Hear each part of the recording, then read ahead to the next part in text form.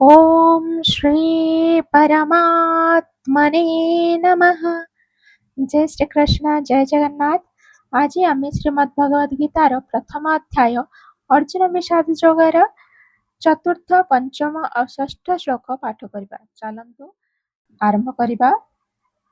अत्र शूरा महेश्वासा भीमार्जुन समायुधि युधानो विराटश्च द्रुपदश्च महारथः दृष्टकेतुश्चेकितानः काशीराजश्च वीर्यवान् पुरुजित् कुन्तिभोजश्च शैव्यश्च नरपुङ्गवः युधामन्युश्च विक्रान्त उत्तमौजाश्च वीर्यवान् सौभद्रो द्रौपदेयाश्च सर्व एव महारथाः।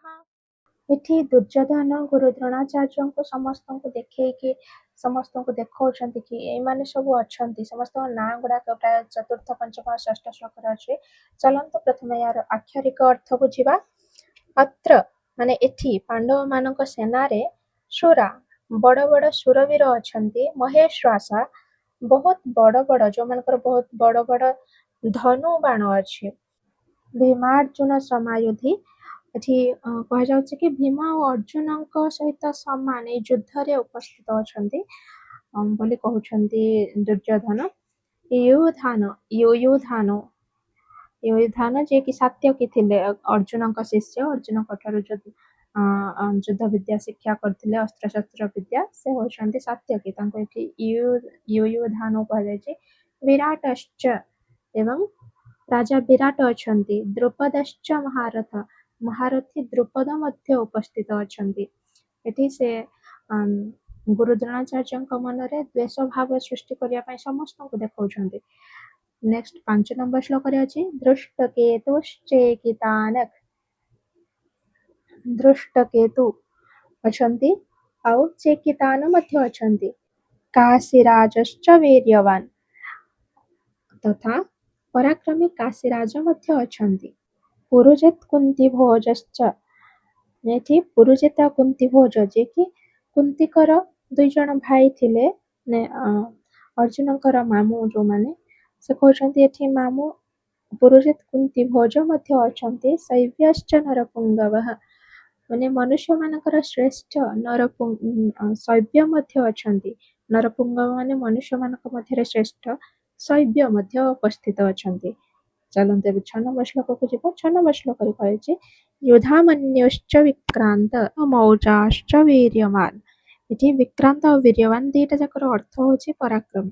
ପରାକ୍ରମୀ युधामन्यु ଏବଂ ପରାକ୍ରମୀ ଉତ୍ତମୌଜା ମଧ୍ୟ ଉପସ୍ଥିତ ଅଛନ୍ତି ବୋଲି କହୁଛନ୍ତି ଦୁର୍ଯ୍ୟୋଧନ ଦ୍ରୋଣାଚାର୍ଯ୍ୟକୁ କହୁଛନ୍ତି। ତାପରେ ନେକ୍ସଟ ଲାଇନ ଅଛି ସୌଭଦ୍ର ଦ୍ରୌପଦେୟାଶ୍ଚ ସର୍ବ ଏବ ମହାରଥାଃ। ଅର୍ଥ ସୁଭଦ୍ରାଙ୍କ ପୁତ୍ର ଅଭିମନ୍ୟୁ ଆଉ ଦ୍ରୌପଦୀଙ୍କର 5 ପୁତ୍ର ସବୁ ମହାରଥୀ ମାନେ ଏଠି ଉପସ୍ଥିତ ଅଛନ୍ତି। ଏବେ ପୁରା ଶ୍ଲୋକର ଅର୍ଥ ଶୁଣିନବା ଆଉଥରେ। अत्र शूरा महेश्वासा भीमार्जुन समायुधि युधानो विराटश्च द्रुपदश्च महारथः। ଏଠି ପାଣ୍ଡବମାନଙ୍କ ସେନାରେ ବଡ଼ ବଡ଼ ଶୂରବୀର ଅଛନ୍ତି। ବହୁତ ବଡ଼ ବଡ଼ ଧନୁଷ ଯୋଉମାନଙ୍କ ପାଖରେ ଅଛି ତଥା ଯୋଉମାନେ ଯୁଦ୍ଧରେ ଭୀମ ଆଉ ଅର୍ଜୁନଙ୍କ ସମାନ ଅଟନ୍ତି। युधान ସାତ୍ୟକୀ ଯେ ରାଜା ବିରାଟ ଆଉ ମହାରଥୀ ଦ୍ରୁପଦ ମଧ୍ୟ ଅଛନ୍ତି। ତାପରେ ସେକେଣ୍ଡ ଯିବା 5 ନମ୍ବର ଶ୍ଲୋକର ଅର୍ଥ दृष्टकेतुश्चेकितानः काशीराजश्च वीर्यवान् पुरुजित् कुन्तिभोजश्च शैव्यश्च नरपुङ्गवः।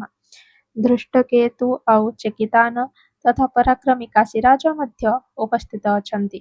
ପୁରୁଜିତ ଆଉ କୁନ୍ତିଭୋଜ ଏ 2 ଭାଇ ତଥା ମନୁଷ୍ୟମାନଙ୍କର ଶ୍ରେଷ୍ଠ ଶୈବ୍ୟ ମଧ୍ୟ ଉପସ୍ଥିତ ଅଛନ୍ତି। युधामन्युश्च विक्रान्त उत्तमौजाश्च वीर्यवान् सौभद्रो द्रौपदेयाश्च सर्व एव महारथाः। ପରାକ୍ରମୀ युधामन्यୁ ଆଉ ପରାକ୍ରମୀ ଉତ୍ତମୌଜା ମଧ୍ୟ ଅଛନ୍ତି। ସୁଭଦ୍ରା ପୁତ୍ର ଅଭିମନ୍ୟୁ ଆଉ ଦ୍ରୌପଦୀଙ୍କର 5 ପୁତ୍ର ମଧ୍ୟ ଅଛନ୍ତି। ସମସ୍ତେ ମହାରଥୀ ଅଟନ୍ତି। ଦୁର୍ଯ୍ୟୋଧନ ସମସ୍ତଙ୍କୁ ଦେଖି ବହୁତ ଭୟଭୀତ ହୋଇଯାଇଛି। ସେଥିପାଇଁ ସେ ଗୁରୁ ଦ୍ରୋଣାଚାର୍ଯ୍ୟଙ୍କ ମନରେ ରାଗ ଦ୍ୱେଷ ସୃଷ୍ଟି କରିବାରେ ଲାଗିଛି କି ଦେଖନ୍ତୁ ଆପଣଙ୍କର ଶିଷ୍ୟ ଯେଉଁମାନଙ୍କୁ ଆପଣ ଏତେ ସ୍ନେହ କରନ୍ତି, ଏତେ ଭଲ ପାଇବା ଦିଅନ୍ତି, ସେ ଆଜି ଆପଣଙ୍କ ସମକ୍ଷରେ ଅଛନ୍ତି ଯୁଦ୍ଧ କରିବା ପାଇଁ। ଏସବୁ କହିକି ତାଙ୍କ ମନରେ ଦ୍ୱେଷ ସୃଷ୍ଟି କରିଛି, ଯେମିତି ସେମାନଙ୍କ ପ୍ରତି ତାଙ୍କର ଘୃଣା ଭାବ ଆସିଯିବ ଗୁରୁ ଦ୍ରୋଣାଚାର୍ଯ୍ୟଙ୍କର।